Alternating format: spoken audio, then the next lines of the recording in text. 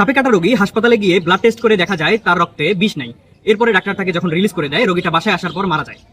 এটা কেন হয়, এর পিছনে দায়ী আসলে কে, এই ব্যাপারে আমাকে একজন ভাই প্রশ্ন করেছিল, এবং এটা কোনো কল্পকাহিনী নয়, এরকম ঘটনা অহরহ ঘটে। এটার কারণ আজকে আমরা জানার চেষ্টা করব। অবশ্যই ভিডিওটা মনোযোগ সহকারে দেখবেন, আজকে আপনারা নতুন কিছু শিখতে যাচ্ছেন। সাপে কাটা রোগীর যে ব্লাড টেস্টটা করা হয় তাকে বলা হয় 20 minute whole blood clotting test. এই টেস্টে রোগীর শরীর থেকে রক্ত নিয়ে 20 মিনিট রেখে দেওয়া হয়।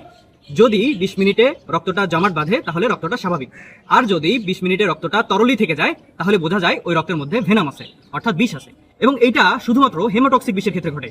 আপনারা জানেন আমাদের দেশে যে সমস্ত বিষধর সাপ আছে তাদের বিষ সাধারণত দুই টাইপের, একটা নিউরোটক্সিক আর একটা হচ্ছে হেমোটক্সিক। হেমোটক্সিক বিষ যখন আমাদের শরীরের মধ্যে প্রবেশ করে তখন এটা আমাদের ব্লাড সেলে আঘাত করে, ব্লাড সেল নষ্ট করে দেয়, যার ফলে রক্ত তার স্বাভাবিক আচরণ হারায়, যার কারণে 20 মিনিটেও রক্ত জমাট বাঁধে না। কিন্তু নিউরোটক্সিক বিষের ক্ষেত্রে এটা ঘটে না।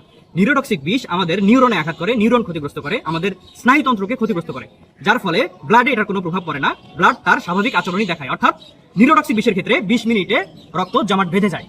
এখন যদি কোনো ডাক্তার এই ব্লাড টেস্ট করার পরে দেখে রক্ত জমাট বেঁধে গেছে, অর্থাৎ স্বাভাবিক, সেই জন্য রোগীকে ছেড়ে দেয়, আর যদি ওই রোগী নিউরোটক্সিক বিষ সমৃদ্ধ সাপের কামড় খেয়ে থাকে তাহলে কিন্তু ওই রোগীটা মারা যাবে। বাংলাদেশে যে সমস্ত বিষধর সাপ পাওয়া যায় তার মধ্যে হেমোটক্সিক বিষ সমৃদ্ধ সাপ দুই ধরনের, একটা হচ্ছে পিট ভাইপার আর একটা হচ্ছে রাসেল ভাইপার।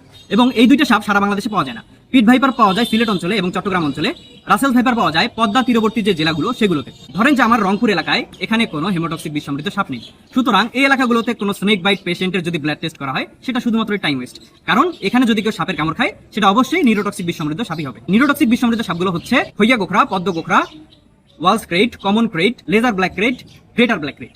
এই সমস্ত সাপগুলোরই হচ্ছে নিউরোটক্সিক বিষ, এবং এরা মোটামুটি সারা বাংলাদেশেই আছে, আর এই সাপগুলোর কামড়ই মানুষ বেশি খায়। সুতরাং এই ব্লাড টেস্টটা আসলে খুব একটা কার্যকরী না। তাহলে উপায় কি? উপায় হচ্ছে সাপে কাটা রোগীর লক্ষণ পর্যবেক্ষণে রাখা। সাপে কাটা রোগীর লক্ষণ দেখেই আসলে নিশ্চিত হওয়া যায় তাকে বিষধর সাপ কামড় দিয়েছে কিনা, বিশেষ করে নিউরোটক্সিকের ক্ষেত্রে। নিউরোটক্সিক বিষের ক্ষেত্রে সাপে কাটা রোগীর মধ্যে যে সমস্ত লক্ষণ দেখা যায় তা হচ্ছে চোখের পাতা পড়ে যাওয়া, বমি বমি ভাব হওয়া, মাথা ঘুরানো, পেট ব্যথা করা, তারপরে ঘাড় ভেঙে যাওয়া, জিহ্বা ভারী হয়ে যাওয়া, শরীর ধীরে ধীরে প্যারালাইজড হয়ে যাওয়া, এগুলো হচ্ছে নিউরোটক্সিক বিষের লক্ষণ।